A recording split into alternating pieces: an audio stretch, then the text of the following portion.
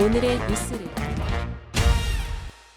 평택시민신문 1월 둘째 주 주요 뉴스를 소개해드립니다.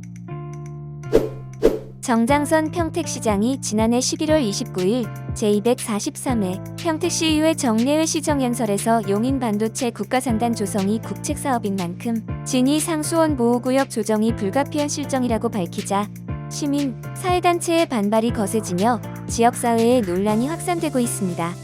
논란의 핵심은 현재 삼성전자 평택 캠퍼스 지역 하천으로 하루 20만 톤의 반도체 폐수가 유입되고 있고 2040년에는 용인 반도체 국가산단과 원삼년 SK하이닉스 공장에서 하루 150만 톤의 반도체 폐수가 배출돼 진위, 안성천을 거쳐 평택호로 흘러들어올 것으로 예상되는데 반도체 폐수 대책이나 향후 계획 없이 수질 개선하는 것이 가능하겠느냐는 것입니다. 현재 반도체 폐수에는 다량의 화학물질이 포함되어 있을 것으로 추정되고 있으나 실제로 얼마나 유해한지 알 수 없고 반도체 생산에 사용되는 300여 종의 화학물질 중 120여 종은 공개가 되어 있으나 이 중 특정 수질 유해물질 45종만 배출 기준이 있을 뿐 나머지 180종은 국가기관 산업 비밀이라며 공개하지 않고 있습니다. 이에 시민사회단체 21개가 모인 평택시민사회연대 담쟁이는 지난 1월 1일 성명을 내 반도체 폐수 문제 등에 대한 실질적인 대책이나 계획이 전무한 채 상수원 보호구역 해체나 축소가 먼저 논의되고 있다며 정부 및 경기도와 평택시는 시민의 생명권, 환경권에 대한 정치적 거래와 논쟁을 즉각 중단하고 평택호 수질 개선 대책을 수립 실행하라고 촉구했습니다.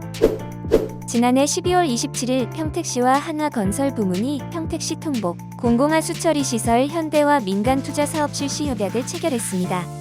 통복하수처리장 현대화 사업은 시가 2021년 6월 민간투자사업 제안서를 받아 시작됐으며 협약 체결에 따라 한화건설 부문을 대표로 하는 평택엔바이로가 통복동 일대 하수처리장에 신대동 690-36번지 일원으로 통합 이전하게 되었습니다. 통복 공공하수처리시설은 총 사업비 2,081억 원을 투입해 하수처리 시설을 지하화, 현대화의 악취 발생을 원천적으로 차단하고 지상에는 친환경공원, 체육시설, 자전거 이용자를 위한 휴게 전망 공간을 조성할 예정이며 2024년 착공에 2027년 준공을 목표로 합니다.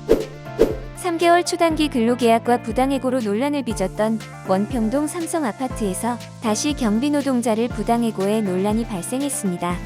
2022년 12월 휴게 시간에 잠을 잤다는 이유로 계약 연장을 거부당했던 경비노동자 A씨는 3개월짜리 초단기 계약을 반복하다 문제를 제기한 끝에 1년 단위 근로계약서를 쓰고 복직했지만 2023년 12월 14일에 새로운 경비업체인 C사로부터 계약 만료로 인한 해고 통지를 받았습니다.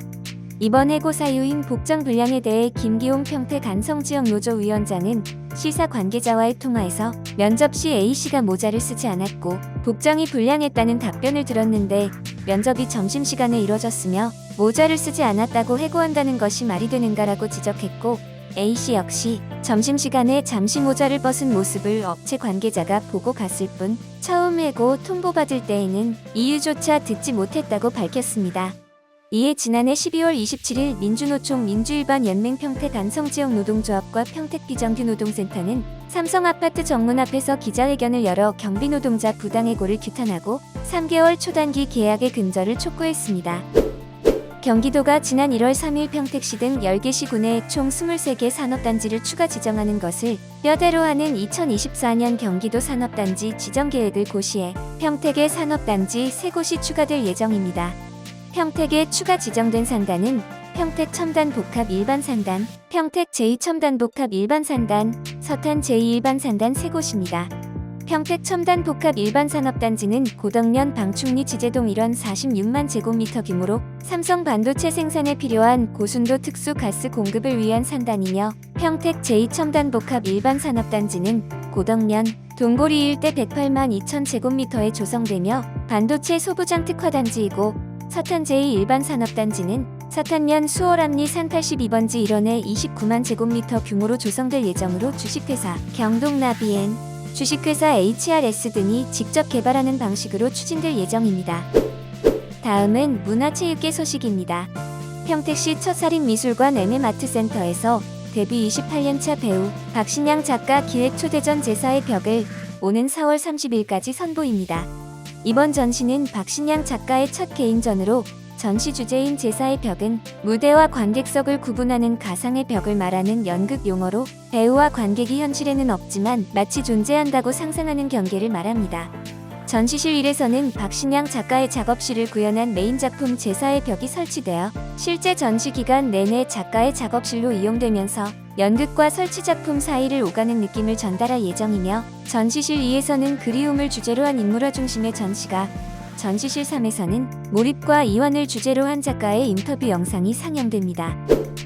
이 밖에도 화성시 매양리 화성호 습지 보전을 이야기하는 박환우와 떠나는 생태기행, 이계상 온누리 사랑채 노인종합복지센터 센터장 인터뷰, 갑진년을 맞이해 용의 기상처럼 오리가발 디딘 곳에서 작은 일부터 이루어 나가자는 우대식 시인 수요 칼럼, 시민이 주권자로서 문제 해결의 주체로 나서야 한다는 것을 강조한 하승수 칼럼 등이 실렸습니다.